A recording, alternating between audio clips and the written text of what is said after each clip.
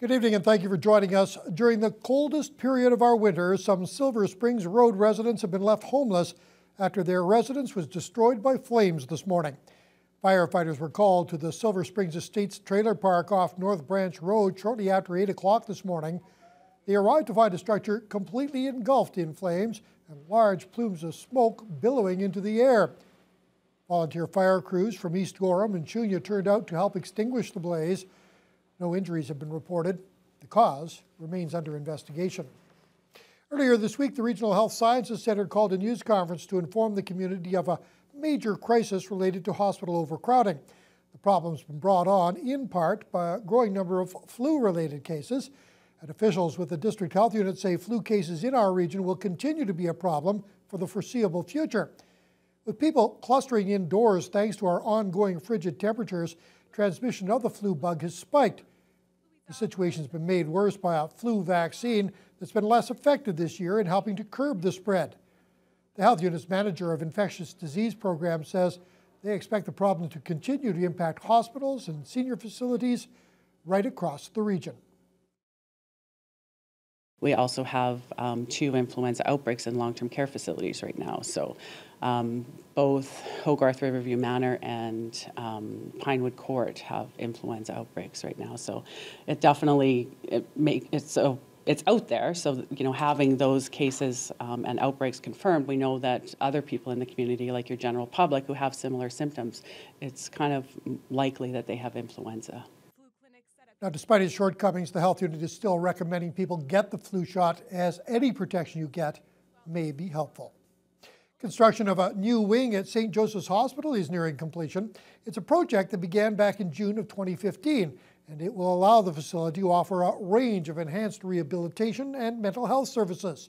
Shane Pasquino has details. The 2.5-year, $53 million East Wing at St. Joseph's Hospital will soon be opening its doors.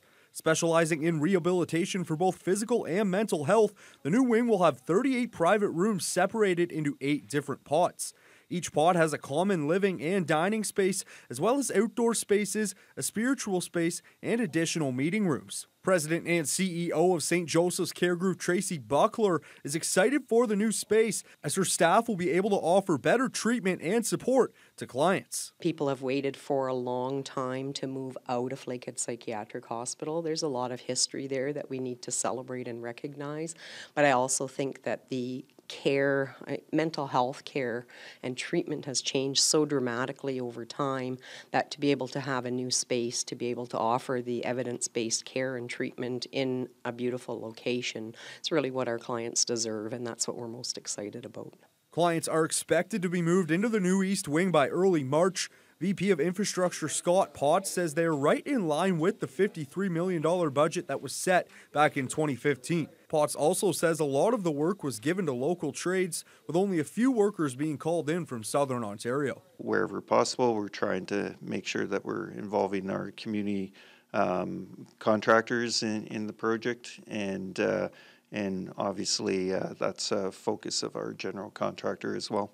Upon completion, the clients will be moved from various locations, with the main 2 being Lakehead Psychiatric Hospital and Thunder Bay Regional Health Sciences Centre. Shane Pasquino, TBT News. Thunder Bay still has no answer for the built-up contaminated sediment in its harbor. Talks have stalled between the Earth Care Advisory Committee and City Council on finding the right agencies to address the cleanup and removal of the mercury from the harbor floor. Jason Godola has that story. It's been over 3 years of consultations on the mercury buildup in Thunder Bay's harbor, and still, all parties involved have failed to come to an agreement on how to proceed.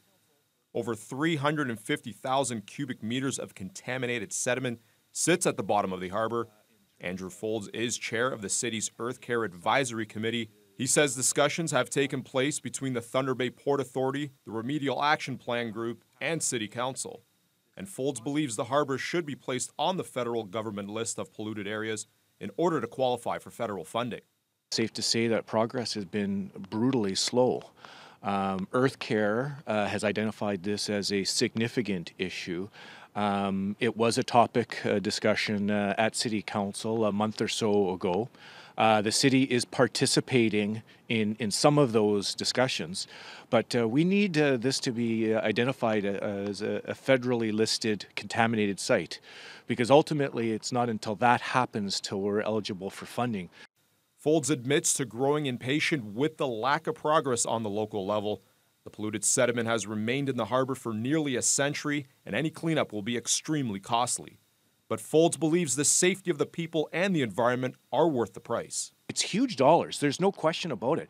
But at this point in time, what is the cost? It's not going to get any cheaper.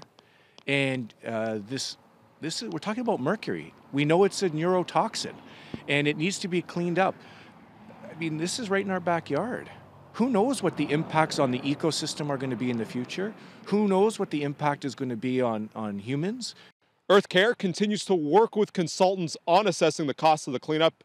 Folds says that the latest estimation could reach up to $80 million, a bill that can only be covered by the provincial and federal government. Jason Gaidola, TVT News. Thunder Bay Police are again looking for assistance in a missing persons case, and this time they're looking for a missing woman and her young son. 28-year-old Michelle Lawson is described as being 5'6" and 120 pounds with brown hair and brown eyes. They're also trying to locate Lawson's son, 2-year-old Lucius Marshall Cash Lawson Finlayson. Officials with Delico say they're concerned for the welfare of the child. Anyone with information on their whereabouts is being asked to contact Thunder Bay Police. Well, it's been a tough day for a large number of travelers using Toronto's Pearson International Airport. Dozens of flights have been delayed or canceled for those heading to the Maritimes and the U.S. Eastern Seaboard. It's thanks to a so-called weather bomb, a massive storm system that's enveloped that area. And as John Musselman reports, that's left thousands of travelers frustrated. For passengers heading to the U.S. Northeast or the Maritimes, it will be a long day of waiting inside Terminal 1 and Terminal 3. A number of flights have been canceled or delayed because of this winter storm.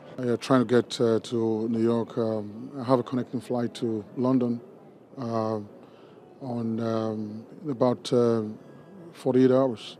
In 48 hours, you got to get to London. Yeah, so I got to get out of here to New York to be able to catch my flight. They told me that the 12:55 flight is canceled, and your flight is at 5 o'clock right now. Why'd you come so early? I came from Abu Dhabi, so my Abu Dhabi flight was, I came at 9 o'clock in the morning, and it was supposed to be 12:30. It's not that bad, you know. What time is the flight leaving Boston to Pakistan? 8:50 tonight. Are you going to make it? I don't think so. I'm going to Prince Edward Island. I left Fort Mac 1 o'clock this morning, and now I'm here until 10 after 11 tonight to go to Halifax and sit there 6 hours and then hopefully get to PEI at 9 o'clock tomorrow morning. Officials with the Greater Toronto Airports Authority say operations are running normally at Pearson, but it has no control over weather conditions at destination airports. They are recommending passengers traveling today to check their airlines for updates on flight departure times. John Musselman, CTV News. And we will have more on that East Coast storm situation for you a little later on in the News Hour. Premier Kathleen Wynne is accusing the owner of a Tim Hortons franchise of being a bully. The Premier lashed out after learning workers had been told benefits and paid breaks would be scaled back due to an increase in the provincial minimum wage. Sarita Allman has details. Inside this Tim Hortons franchise in Cobourg, people aren't saying much. It's quiet in there. I don't think many of the people want to talk about it in there. But online and on social media, it's anything but. Just going crazy. It's viral. 2 Tim Hortons stores in Cobourg, owned by the Joyce family, the children of the founders of the multi-billion-dollar chain. They sent a letter to employees informing them of changes in the new year. It says breaks will no longer be paid, so a 9-hour shift will be paid for 8 hours and 20 minutes, an 8-hour shift paid for 7.5. The incentives of working your birthday and the day off with pay after 6 months of not calling in are cancelled. Dental and health benefit costs are also going up. The letter blames the minimum wage increase. These changes are due to the increase of wages to $14 minimum wage on January 2, 2018, then $15 per hour on January 1, 2019. Today, Kathleen Wynne responded. In a statement, the Premier called the actions not decent and not fair. It is the act of a bully, she says. The real person that's at fault is the Premier and the Liberals for making the decision without consulting with small industry. The statement goes on to say, if Mr. Joyce wants to pick a fight, I urge him to pick it with me and not those working the pickup window and service counter of his stores. I hope Mr. Joyce will choose to reverse his approach. I can see a loss of jobs for a lot of people on the lower end because I don't know who's going to pay for all that extra. Zoraida Allman, CTV News. And there is some good news for members of the Fort William Business Improvement Area. Concerns were raised last month when members were hit with a huge tax levy increase, an increase that it was later learned was imposed in error. Over 150 businesses were hit with increase upwards of 40% back in November. Shocked store owners were skeptical they'd ever see that money again, but thankfully City Council has moved to reverse the problem, and now all members of the BIA have been fully reimbursed. And to guard against future problems, the BIA has made a few operational changes for 2018. Like, I can understand, like, if your business is hurting, that would have been a really big shock. And it's certainly not our intention to shock or upset anybody, and this was just an honest mistake. And we had it fixed within a few weeks. So I could really feel for those people struggling to make it work down here, but we have it working. The BIA has also made some changes internally, with Chung stepping down from the chair to the vice chair's position and Rachel Reed taking over as chair. Chung says it's common for the board to change positions around the start of a new year, and this move was done a little earlier to improve the BIA as a whole. And Fiona, anyone who's been outside realizes the cold snap is firmly in place.